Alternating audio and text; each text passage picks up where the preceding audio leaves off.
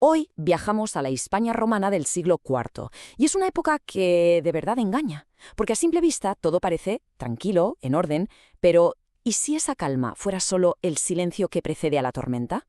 Vamos a ver cómo, bajo esa aparente paz, se estaba cociendo a fuego lento el fin de un mundo. Y esta cita lo clava, de verdad. Es solo eso, una apariencia. Esto no es una forma de hablar, es el diagnóstico perfecto de lo que estaba pasando. Porque de eso va todo esto, de cómo detrás de esa fachada de un imperio que se creía eterno, las grietas, las de dentro, ya eran demasiado grandes como para repararlas. Vale, situémonos a principios del siglo IV. Si miramos Hispania, es romana hasta la médula. O sea, las ciudades, las calzadas, la cultura latina, todo sigue ahí. Pero el tema es que formaba parte de un imperio que ya, bueno, no era lo que fue. Ya no era esa superpotencia imparable. Es como la analogía de la casa vieja, ¿no? Vives en una mansión impresionante, pero por la noche empiezas a oír cómo crujen las vigas. Aún no se ha caído, pero sabes que algo no va bien.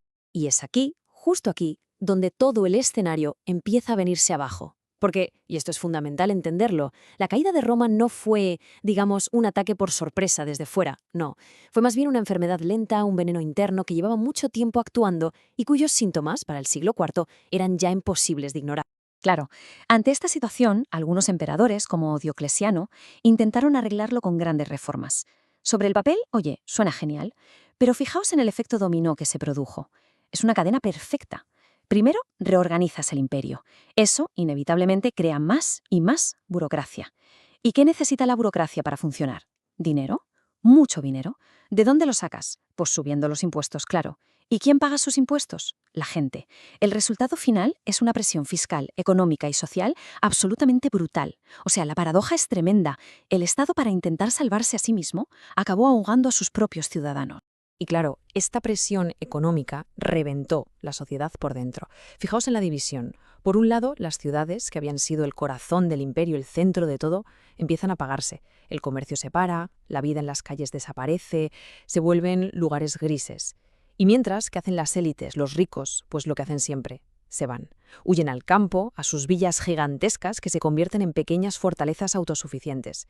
Y ojo, porque sin darse cuenta, estaban poniendo la primera piedra del feudalismo, el señor en su castillo alejado del poder del rey.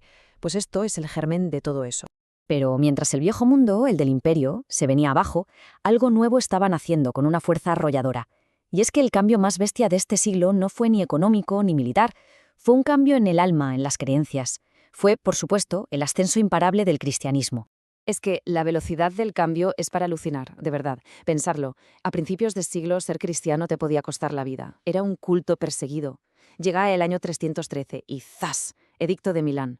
Pasa a ser legal, pero es que no se queda ahí. Para mitad de siglo ya es la religión dominante, y para el 380 se convierte en la única religión oficial del Estado. Es increíble. En lo que dura la vida de una persona pasó de las catacumbas al trono. Y aquí está la clave de todo. La Iglesia no era solo una religión nueva, era un nuevo poder, una estructura de poder en toda regla. Por toda Hispania empiezan a aparecer figuras como los obispos, que eran como los nuevos gobernadores. Tenían más autoridad real sobre la gente que el propio funcionario romano de turno. Crearon sus propias leyes en los concilios, su propia organización. Era un Estado dentro del Estado. Y al final el poder religioso no es que compitiera con el del imperio, es que directamente en muchos sitios lo estaba sustituyendo. Bien. Tenemos un poder estatal que se ahoga en impuestos y un nuevo poder religioso que crece sin parar. Pero, ¿y el pilar que lo sujetaba todo? ¿Qué pasaba con el famoso ejército romano? Pues que mientras la Iglesia se hacía fuerte, el ejército se estaba desmoronando. Es que el ejército romano de esta época ya tenía poco de romano, y ese fue el gran problema. Como no había dinero, ni sinceramente ganas de alistarse, el imperio tuvo que hacer algo que era, bueno, era una locura. Empezó a contratar masivamente como mercenarios a los mismos pueblos bárbaros a los que se suponía que tenía que combatir.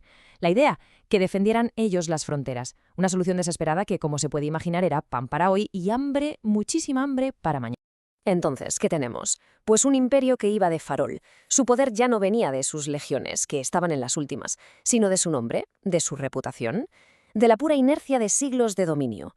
La gente obedecía por costumbre porque Roma era Roma. Pero la fuerza real, la capacidad de imponerse militarmente en cualquier rincón, eso ya era historia. Y en Hispania, en medio de todo esto, la vida seguía. Aún no había invasiones masivas, la paz, más o menos, se mantenía. Pero había un run-run constante, una ansiedad de fondo. Las noticias que llegaban del norte, de la Galia, de las fronteras del Rin y del Danubio, Eran malísimas. Pueblos enteros en movimiento, cruzando las fronteras. El miedo era como una sombra. No se veía, pero se sabía que estaba ahí, y que cada vez era más grande. Y así, con todos estos ingredientes en la coctelera, llegamos al final del siglo.